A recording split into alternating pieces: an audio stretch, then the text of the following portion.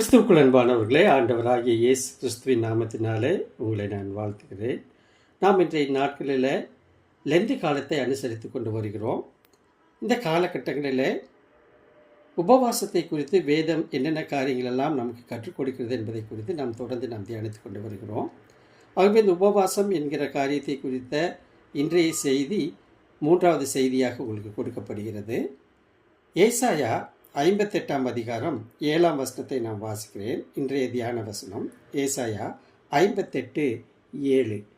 பசி உள்ளவனுக்கு உன் ஆகாரத்தை பகிர்ந்து கொடுக்கிறதும், துரத்துண்ட சிறுமையானவர்களை வீட்டிலே சேர்த்துக் கொள்கிறதும், வஸ்திரம் இல்லாதவனை கண்டால் அவனுக்கு வஸ்திரம் கொடுக்கிறதும், உன் மாம்சமானவனுக்கு உன்னை ஒழிக்காமலும் இருக்கிறதும் அல்லவோ எனக்கு உகந்த உபவாசம். 6ஆம் வசனத்தை கூட நான் வாசிக்கிறேன். அக்கிரமத்தின் கட்டுகளை அவிழ்க்கிறதும், நுகத்தடியின் பிணையல்களை நெகிழ்கிறதும், நெருக்கப்பட்டிருக்கிறவர்களை விடுதலையாக்கி விடுகிறதும், சகல நுகத்தடிகளையும் உடைத்து போடுகிறதும் என்று சொல்லிவிட்டு இந்த 7ஆம் வசனத்தை இங்கு ஏசாயா தீர்க்கதரிசி எழுதுகிறதை பார்க்கிறோம். அன்பானவர்களை, இந்த 7ஆம் வசனத்தின் பிற்பகுதி நீங்கள் பாருங்கள். ஏசாயா 58:7 பிற்பகுதி, எனக்கு உகந்த உபவாசம். ஆண்டவருக்கு பிடித்த உகந்த உபவாசம் என்று ஒன்று உண்டு என்றால், ஆண்டவர் நிராகரிக்கிற உபவாசம் கூட இருக்கிறது என்பதை கூட நாம் புரிந்து கொள்ள முடியும். எனக்கு அன்பான தேவனுடைய பிள்ளைகளை, இன்றைய நாட்களில் இந்த லெந்து காலங்களில் நான் உபவாசம் இருக்கிறேன் என்று நாம் சொல்லுகிறோம். மிக மிக நல்லது. அது தேவை. வேதம் எதிர்பார்க்கிற, திரியேக தேவன் எதிர்பார்க்கிற ஒன்று. ஆனால் இன்றைய நாளில் நீங்களும் நானும் கேட்க வேண்டிய மிக முக்கியமான கேள்வி, இது ஆண்டவருக்கு உகந்த உபவாசமாய் இருக்கிறதா? அப்படி என்றால் ஆண்டவருக்கு உகந்த உபவாசமாய் இருக்க வேண்டும் என்று சொன்னால் என்னவெல்லாம் அவைகளுக்குள்ளாக இருக்க வேண்டும் என்பதைத்தான் ஒரு பட்டியல் போடுகிறதை நாம் பார்க்க முடியும். ஏசாயா 58ஆம் அதிகாரம் நம்முடைய தியான பகுதி 6-7 வசனத்தில் ஏறக்குறைய 8 குணாதிசயங்களை அவர் கடைபிடிக்க வேண்டும் என்பதை குறித்து எழுதுகிறதை நாம் பார்க்க முடியும். எனக்கு அன்பான தேவனுடைய பிள்ளைகளை, உண்மையான வேதாகம உபவாசம் வெறும் சடங்கு ரீதியான சுய மறுப்பு அல்ல. மாறாக சமூக நீதி, இரக்கம் மற்றும் ஒடுக்கப்பட்டவர்களின் விடுதலைக்கான உறுதிப்பாடாக இருக்க வேண்டும் என்று வரையறுக்கிறது.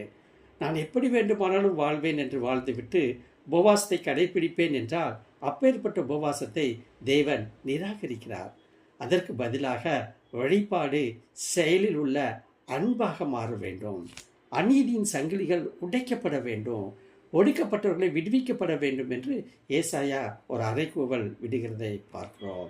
எனக்கு அன்பான தேவனுடைய பிள்ளைகளை, இந்த வசனத்தை தியானிப்பதன் முன்பதாக நாம் ஒரு 3 காரியங்களை நாம் கற்றுக்கொள்கிறோம்.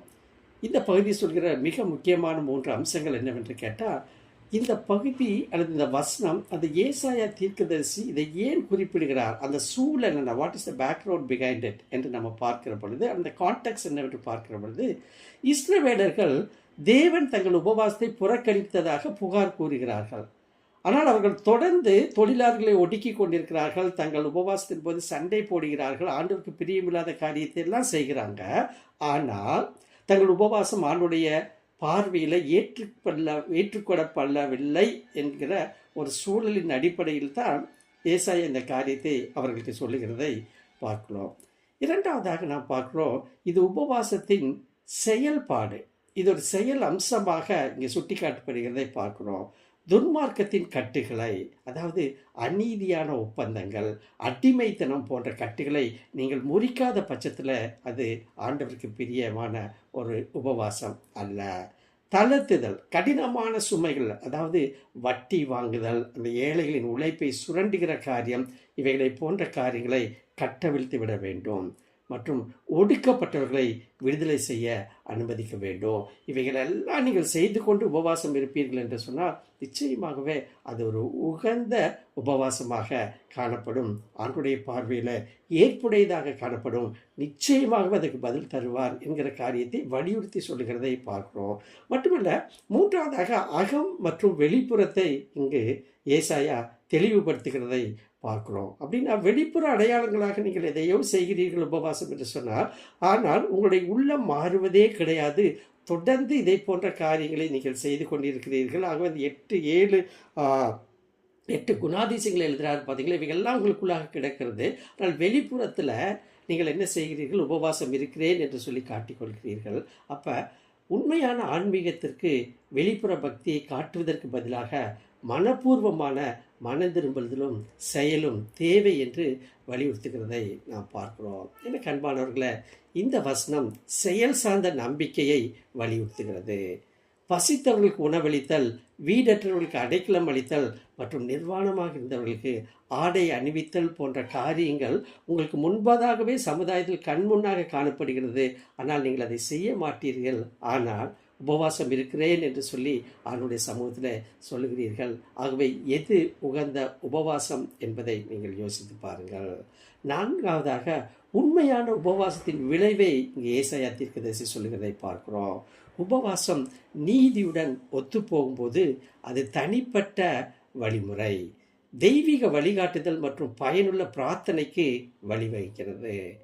அப்படி என்றால் ஏசாயா 58 அதிகாரம் 6-7 வசனங்களை நாம் கற்றுக்கொள்ள வேண்டிய ஆவிக்குரிய பாடம் என்ன என்று நாம் பார்ப்போம் என்று சொன்னால், முதலாவது நம்முடைய அன்றாட வாழ்க்கையில் உண்மையான உபவாசத்தின் ஒரு நம்பிக்கையை இது தருகிறது. இரண்டாவதாக, சுயநல மத வழக்கத்தை விட மற்றவர்களின் நலனுக்கு முன்னுரிமை கொடுக்கும்படியாக நம்மை அழைக்கிறது. இந்த பகுதி அறைகூவல் விடுகிறது. இப்பேற்பட்ட கிருபையை திரியேக தேவன் தாமே இந்த லெந்து காலங்களில் நமக்கு தருவாராக. ஆமென்.